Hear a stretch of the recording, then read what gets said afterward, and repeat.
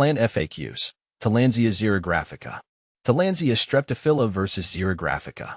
When comparing my Tillandsia Streptophylla to my Xerographica, I find the Streptophylla to be more delicate in appearance with its curly, wispy leaves. It's like having a plant that constantly surprises me with its quirky, twisted shapes. The Xerographica, on the other hand, feels robust and grand, with its wide, silver leaves forming a stunning rosette. I love how the Xerographica commands attention and makes a bold statement wherever I place it. Both are relatively easy to care for, but I've noticed that the Streptophylla needs a bit more humidity to keep those curls looking their best, while the Xerographica is more forgiving and can thrive with a bit of neglect. See more 690 species in genus Tillandsia, air plants at monsteraholic.com. How to care for Tillandsia xerographica. Tillandsia xerographica, also known as the king of air plants, requires minimal care. Here's a guide on how to care for your Tillandsia xerographica. Light. Tillandsia xerographica prefers bright, indirect sunlight. A room with lots of window space is ideal, as long as your air plant isn't right up against the glass where it can get sunburned. If you don't have many windows, it can survive with fluorescent light for up to 12 hours a day. However, the plant might not grow as brightly colored or full. Watering. Unlike most houseplants, Tillandsia xerographica doesn't require traditional soil watering. Instead, it absorbs moisture from the air through its leaves. Soaking is the recommended method. Here's a routine you can follow. Submerge your xerographica completely in lukewarm water, ideally rainwater or filtered water, for 15 to 20 minutes. You can also use a gentle misting instead of submerging, but soaking is generally more effective, especially in drier climates. Frequency of watering depends on climate and air circulation. In drier climates or during hot weather, soak your xerographica every 1 to 2 weeks. In cooler or more humid climates, you might need to soak only every 2 to 4 weeks. Shake well after watering. Gently shake the plant to remove excess water from the base of the leaves and prevent rot.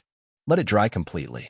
Air circulation is important for Tillandsia xerographica to dry out completely between waterings.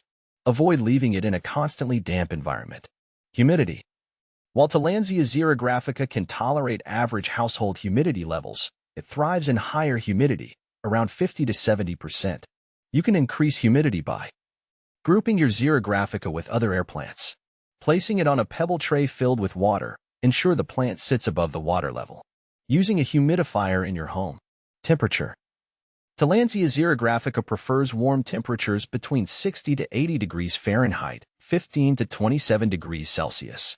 Protect your plant from cold drafts and sudden temperature fluctuations. Fertilizing optional. Fertilizing is not essential but can be done occasionally to encourage growth. Use a very diluted water-soluble fertilizer designed for bromeliads or air plants. Follow the package instructions for dilution and frequency, usually once a month during the growing season. Additional tips. You can occasionally mist your Tillandsia xerographica in between soaking sessions, especially if the air feels dry. Wipe the leaves occasionally with a damp cloth to remove dust and improve air circulation. Tillandsia xerographica may produce offsets over time.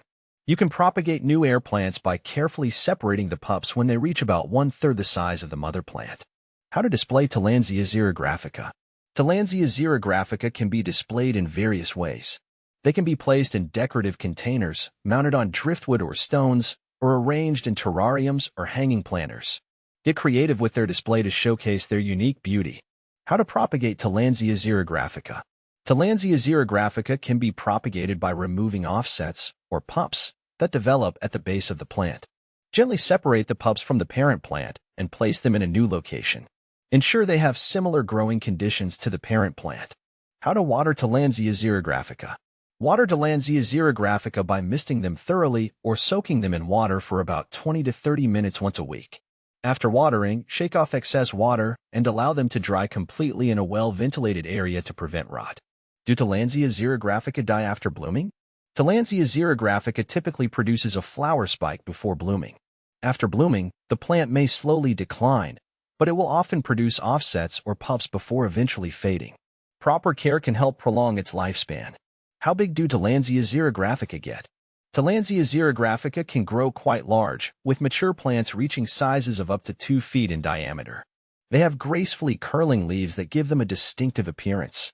How to mount Tillandsia xerographica. To mount Tillandsia Xerographica, you can use various materials such as driftwood, rocks, or decorative mounts. Use a waterproof adhesive or tie them securely to the mount. Ensure the mounting material allows for good air circulation around the plant.